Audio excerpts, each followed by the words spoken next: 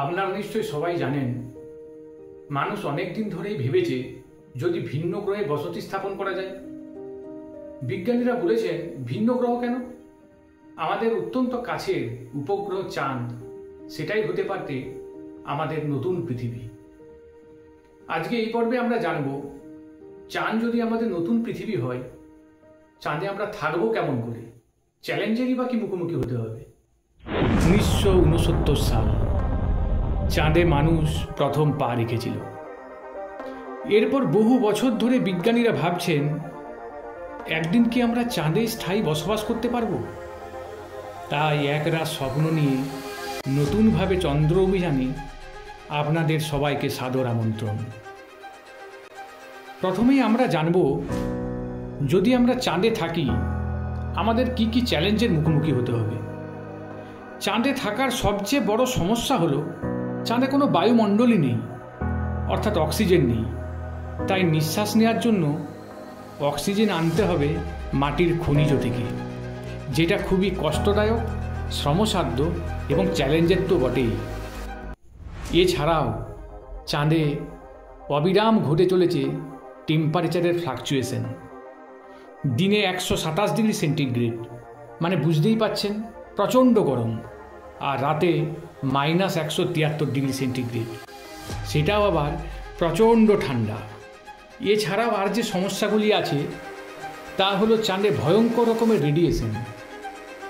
পৃথিবীর মতো কোনো চৌম্বক ক্ষেত্রই নেই চাঁদে, ফলে মহাকাশের ক্ষতিকর রশ্মিগুলি আঘাত আনতে পারে। এতে গেল রেডিয়েশনের কথা। জানলে অবাক হবেন, চাঁদের ধুলো যেটা খুবই বিষাক্ত এবং মারাত্মক। এই কথাগুলো শুনে নিশ্চয়ই আপনারা খুব হতাশ হচ্ছেন।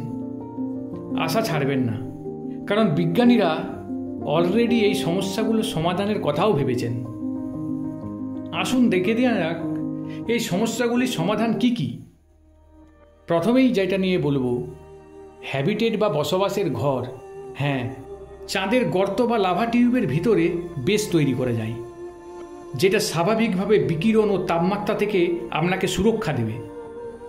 এমনকি 3D প্রিন্টিং প্রযুক্তি দিয়েও চাঁদের মাটি ব্যবহার করে ঘর বানানোর পরিকল্পনা রয়েছে। আর অক্সিজেন বা জল, সেটাই বা পাবো কোথায়?